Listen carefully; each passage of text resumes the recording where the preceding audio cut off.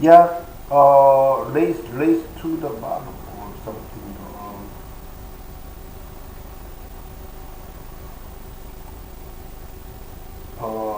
Race to the bottom. Uh, where is it? Display capture. Okay.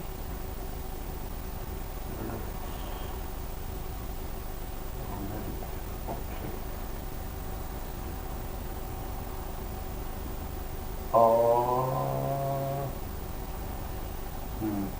Studies show that leaders with Machiavellian tendencies often experience faster career advancement compared to colleagues who prioritize ethical conduct. A 2017 study in the Journal of Business Ethics found that employees who scored higher on measures of Machiavellianism received more positive performance evaluations and were promoted more frequently, despite not showing objectively better performance. These individuals excel at impression management, manipulating others' perceptions to maximize personal power. This advantage creates what researchers call a race to the bottom, an environment where unethical behaviors become normalized and eventually transform entire organizational systems. As manipulative behaviors are rewarded with advancement, others feel pressure to adopt similar tactics or risk being left behind. Studies show that leaders with Machiavellian tendencies often experience faster career advancement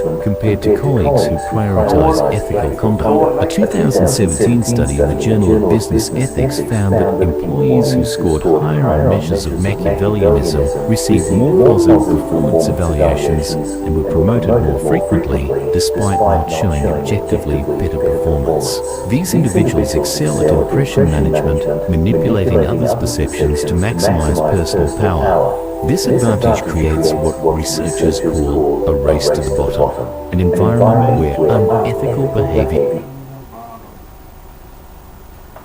Race to the bottom.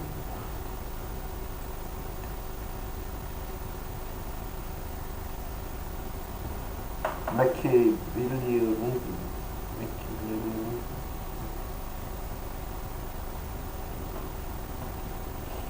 Mm. There's nothing that they are doing to change themselves because of the money.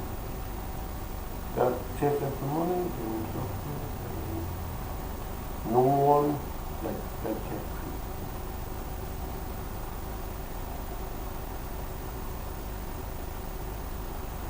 After all, if you could get away, why not do it? There is it's an invention. It's based upon invention. There's no law prohibiting it. So why not do it? Machiavellianism.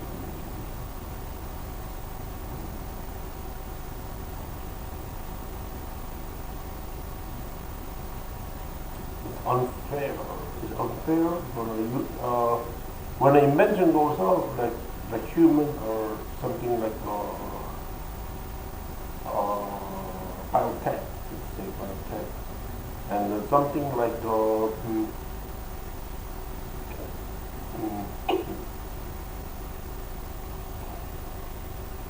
biotech is harmful, and that they shouldn't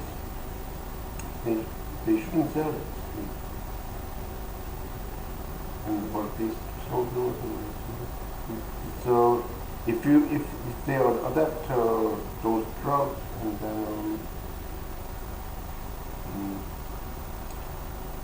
their organization is way on where their way to the bottom and then because they're ignorant. Machiavellian.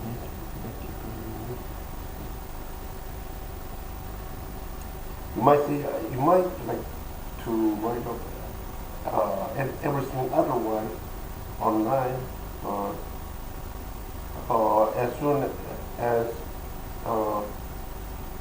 more newcomers come in and see these things, and then later find out that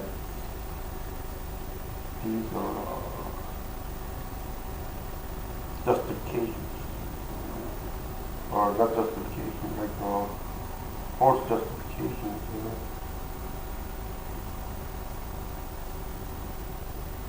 that has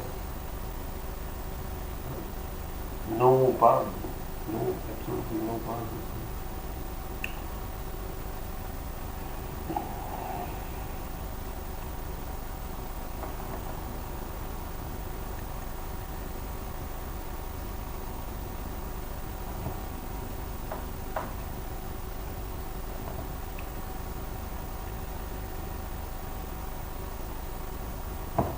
They call it activity, perhaps.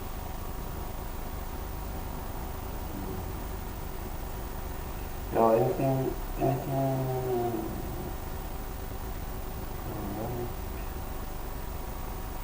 Machiavellianism, sadly, it's headed that way.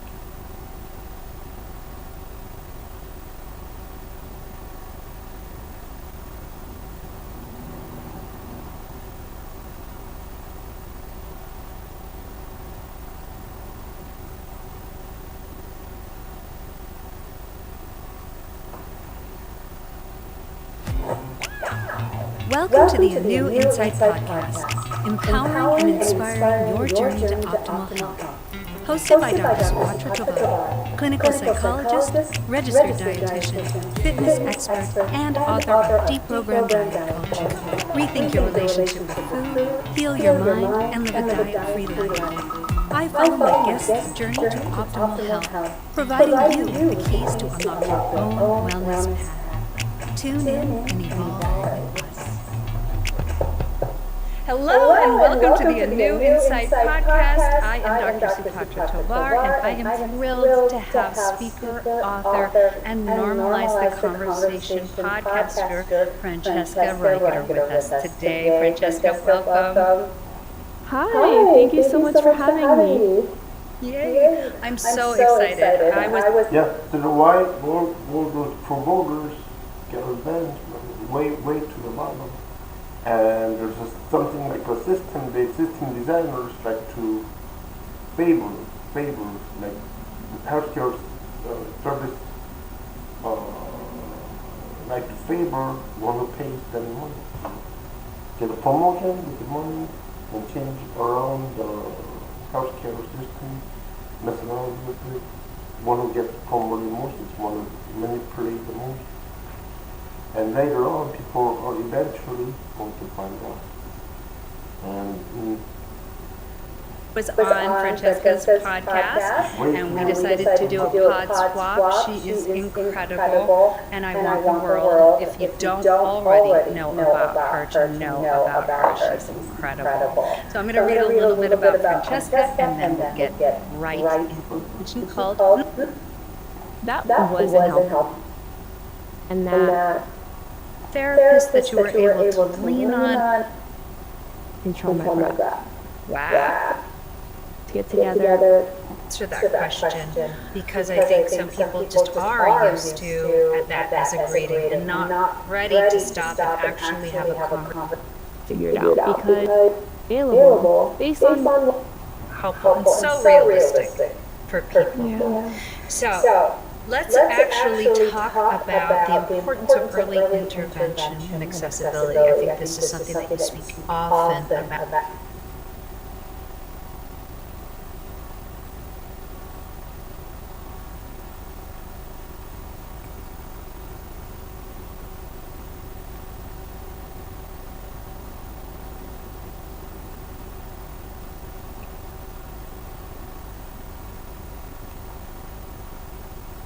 team investigates Department. Yeah, exactly. The governor appointed an attorney and his team to become special counsel and look into mismanagement, fraud, and even abuse. Now, the governor has said he wants this team to look into what exactly went wrong and who's responsible at a state agency.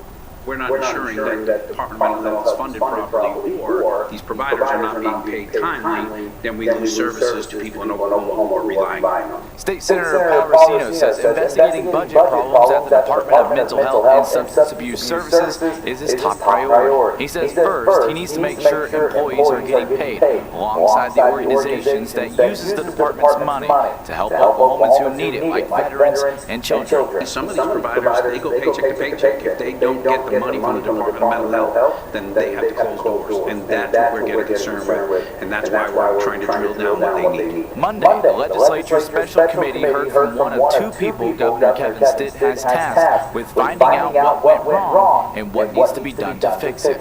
Stitt's hand-picked financial expert fielded questions from lawmakers. Unfortunately, it appears that there will be some additional need for 25. And shortly after, we learned the governor has appointed attorney Robert McCampbell to take all appropriate actions in an independent investigation.